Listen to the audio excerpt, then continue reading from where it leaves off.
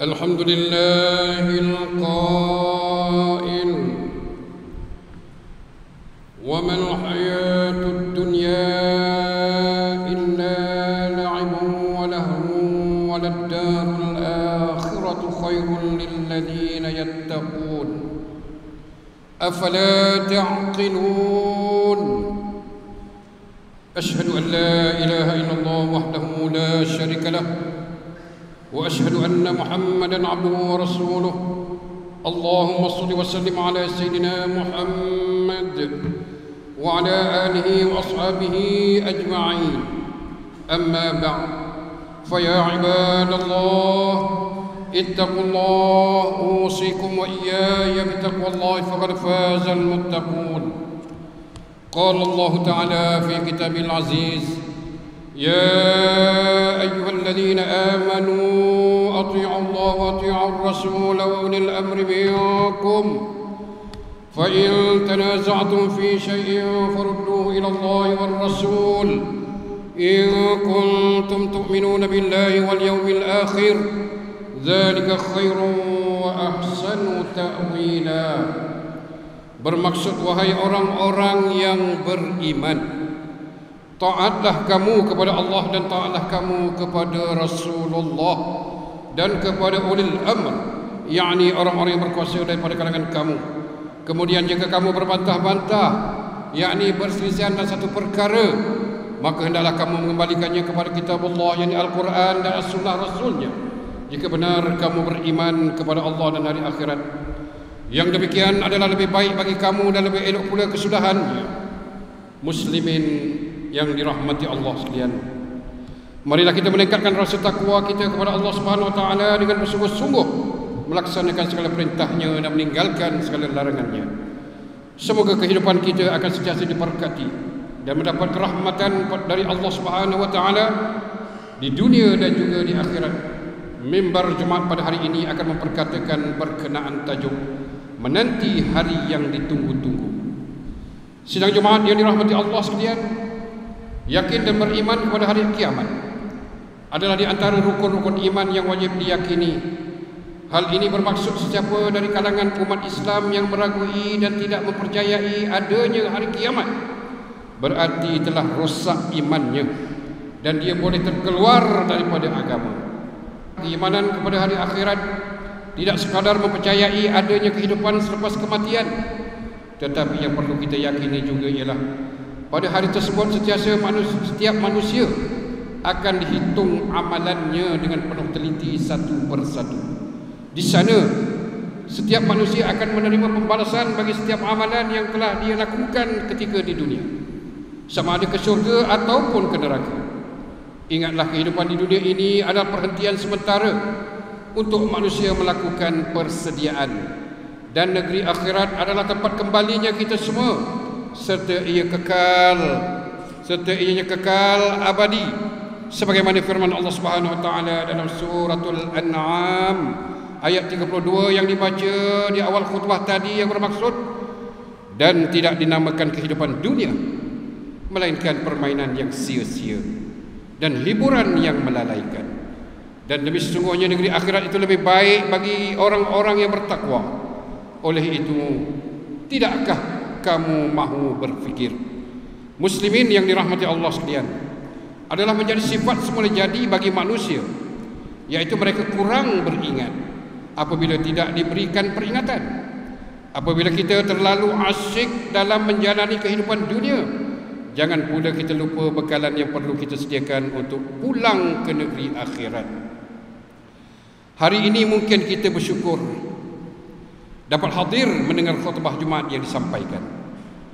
Akan tetapi belum tentu kita dapat duduk mendengarnya lagi pada hari Jumaat yang akan datang. Mungkin sahaja kita akan diuji dengan pelbagai ujian. Ada dari kalangan sahabat dan ahli keluarga kita yang dapat melakukan ibadah pada hari ini, tetapi keesokan harinya terlantar ia sakit. Bahkan setengah daripadanya semakin tenat dan tidak dapat memperuntukkan masa untuk sujud dan beribadah lagi kepada Allah Subhanahu wa taala. Begitulah juga bagi mereka yang mendapat nikmat umur yang panjang, Sekiranya umur itu banyak digunakan dengan amal saleh, maka mereka adalah golongan yang paling beruntung. Mereka dapat memanfaatkan nikmat hidup untuk beramal dengan penuh ketaatan kepada Allah Subhanahu wa taala. Sabda Rasulullah sallallahu alaihi wasallam seperti yang diriwayatkan oleh Imam At-Tirmizi daripada Abu Bakrah Nafi' bin Al-Harith radhiyallahu anhu. Beliau berkata bahawa ada seorang lelaki yang bertanya kepada Rasulullah sallallahu alaihi wasallam, "Wahai Rasulullah, siapakah orang yang paling baik?" Lalu baginda menjawab, "Orang yang panjang umurnya dan baik pula amalannya." Lelaki itu bertanya lagi, "Siapakah pula orang yang paling buruk?" Baginda menjawab, "Orang yang panjang umurnya dan buruk pula perangainya dan amalannya." Sidang Jumaat yang dirahmati Allah sekalian, pada hari ini kita telah dapat melihat pelbagai cara yang dilakukan oleh manusia untuk mempersiapkan diri mereka dalam menghadapi hari akhirat. Ada yang membuat persiapan dengan bersungguh-sungguh, dengan menginsafi dan bertaubat terhadap segala perbuatan hina dan keji yang pernah dia lakukan selama ini. Mereka memohon keampunan di atas segala kesalahan yang pernah dilakukan, sama ada kesalahan itu berkaitan dengan Allah maupun yang berkaitan dengan sesama manusia. Namun begitu, ada juga dari kalangan mereka yang suka menangguhkan persiapan kematiannya. Ada yang yakin menunggu sehingga umur tua, dan ada juga yang langsung tidak menghiraukan perbuatan zalimnya walaupun dia ingat dengan jelas kesalahannya itu. Sesungguhnya kehidupan di dunia ini tidak lain hanyalah kesenangan yang memperdayakan. Allah Subhanahu wa taala firman dalam suratul An'am ayat 44, "Falamma nasu ma dzukiru bih fatahna 'alaihim abwaaba kulli syai'in hatta idza فرحوا بما أوتوا أخذناهم بغتة فإذا هم مبلسون."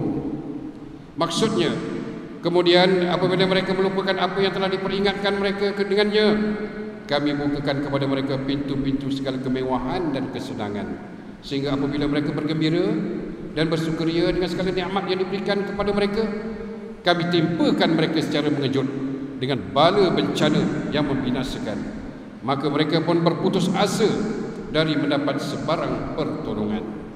Ma'asyiral muslimin rahimakumullah, percaya dan yakinlah bahawa persiapan yang kita lakukan untuk menghadapi mahkamah Allah yang maha adil ini sebenarnya akan disokong dengan bukti yang tidak akan berdusta. Pada hari itu, mulut kita akan dikunci, akan tetapi anggota badan kita yang akan diberikan ruang untuk berkata-kata. Tangan kita, kaki kita, mata kita yang melihat dan telinga kita yang mendengar, semuanya itu akan menjadi saksi dalam mahkamah Allah. Yang akan menjadi juru semaknya ialah dari kalangan para malaikat. Maka sudah tentu apa yang akan disebut itu satu persatu adalah kebenaran yang nyata. Tangan akan menjadi saksi terhadap kezaliman yang pernah mereka lakukan. Kaki pula akan berkata-kata bahawa dia telah digerakkan untuk pergi ke tempat maksiat. Mata dan telinga pula akan diberikan ruang untuk menjawab di hadapan Allah Subhanahu wa taala terhadap segala yang disoal dan ditanya. Kesemuanya jawapan itu adalah jawapan yang benar, kerana anggota badan kita tidak pandai berbohong kepada Allah Subhanahu wa taala. Segala perbuatan kita semasa hidup di dunia akan disingkap dan dibongkarkan. Saudara-saudara sidang Jumaat yang dirahmati Allah sekalian, member ingin mengingatkan akan satu pesanan yang sangat berharga, iaitu marilah kita sama-sama melakukan persiapan menjelang hari pembalasan. Mari kita lengkapkan diri kita dengan asas-asas keimanan dan bersegera dalam melakukan kebaikan dan meninggalkan perkara yang keji lagi hina yang pernah kita lakukan. Perdalamkan hubungan kita dengan Allah Subhanahu wa taala dan carilah jalan bagi mendapatkan syafaat Rasulullah sallallahu alaihi wasallam. Hulurkan bantuan kepada saudara kamu yang memerlukan sebagai satu sedekah jariah yang akan memberi kekekalan di alam akhirat. Marilah sama-sama kita hayati firman Allah Subhanahu wa taala dalam suratul Hadid ayat 21. سابقوا إلى مغفرة من ربكم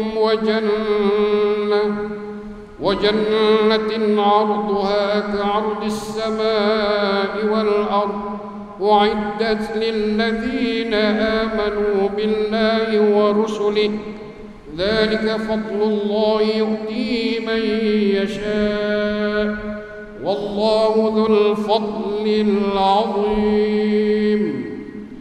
Yang bermaksud berlumba-lumbalah kamu mengerjakan amal-amal yang baik untuk mendapat keampunan dari Tuhan kamu dan mendapat syurga yang bidangnya seluas segala langit dan bumi, yang disediakan bagi orang-orang yang beriman kepada Allah dan Rasul-Rasulnya.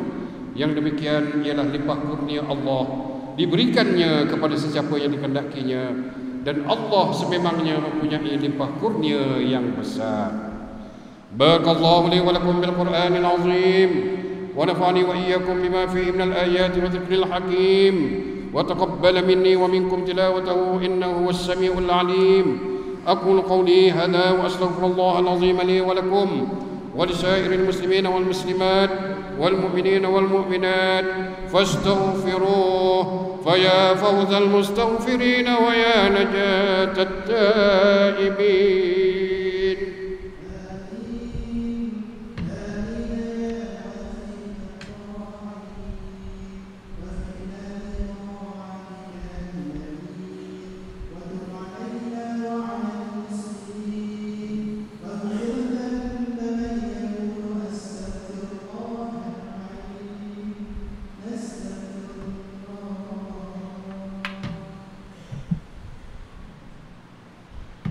الحمد لله حمدا كثيرا كما أمر. أشهد أن لا إله إلا الله وحده لا شريك له إقرارا بربوبيته وإرغاما لمن جحد به وكفر.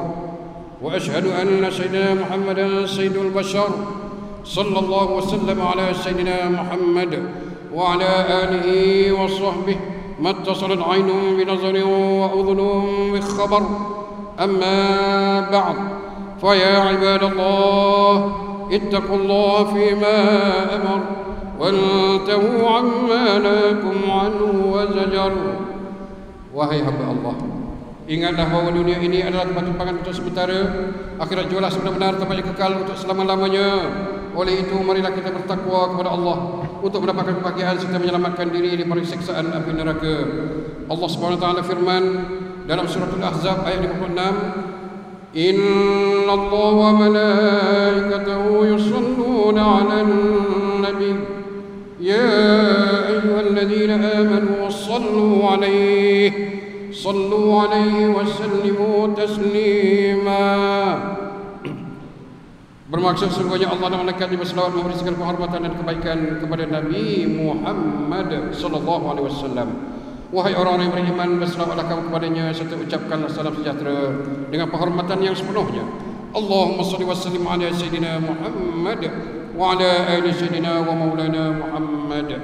Marilah kita bermohon kepada Allah Subhanahu wa taala semoga Allah meridai khalifah-khalifah Rasulullah sallallahu alaihi wasallam, yaitu Sayyidina Abu Bakr As-Siddiq radhiyallahu anhu, Sayyidina Umar bin Al-Khattab radhiyallahu anhu, Sayyidina Uthman bin Affan radhiyallahu anhu, dan Sayyidina Ali bin Abi Talib radhiyallahu anhu, dan sahabat-sahabat baginda yang sama-sama berjuang menegakkan agama Allah yang maha suci ini radhiyallahu anhum. Seterusnya kepada bapa saudara junjungan kita Sayyidina Hamzah dan Sayyidina Abbas radhiyallahu anhuma, cucu-cucu baginda Sayyidina Hasan dan Sayyidina Husain radhiyallahu anhuma, putri-putri baginda Sayyidatuna Fatimah Az-Zahra dan lain-lainnya radhiyallahu anhunna, istri-istri baginda Sayyidatuna Khadijah, Sayyidatuna Aisyah dan lain-lainnya radhiyallahu anhunna, kepada semua keluarga sahabat-sahabat ibu sahabat radhiyallahu anhum, dan yang menuruti mereka itu dari semasa ke semasa hingga hari kiamat. Allahumma ighfir lil muslimina wal muslimat wal mu'minina wal mu'minat al ahya'i minhum wal amwat. Ya Allah, ampunkanlah sekalian kaum muslimin dan muslimat, mukminin dan mukminat sama ada masih hidup ataupun telah meninggal dunia. Ya Allah, peliharakan akidah kami yang melandaskan akidah Ahlussunnah wal Jamaah, aliran al-Asy'ariyah dan al-Maturidiyah. Ya Allah, pelihara, lindungi, jauhi dan selamatkanlah apabila kiranya diri kami ini, zuriat keturunan kami, keluarga kami dan umat Islam keseluruhannya daripada apa jua bala dan bencana, wabak dan penyakit, segala mara bahaya, kesusahan dan keburukan. Ya Allah, kurniakanlah kemuliaan dan kesejahteraan kepada mereka yang berjihad dan menafkahkan hartanya ke jalan-Mu seperti pembayar-pembayar zakat, wakaf-wakaf dan seumpamanya.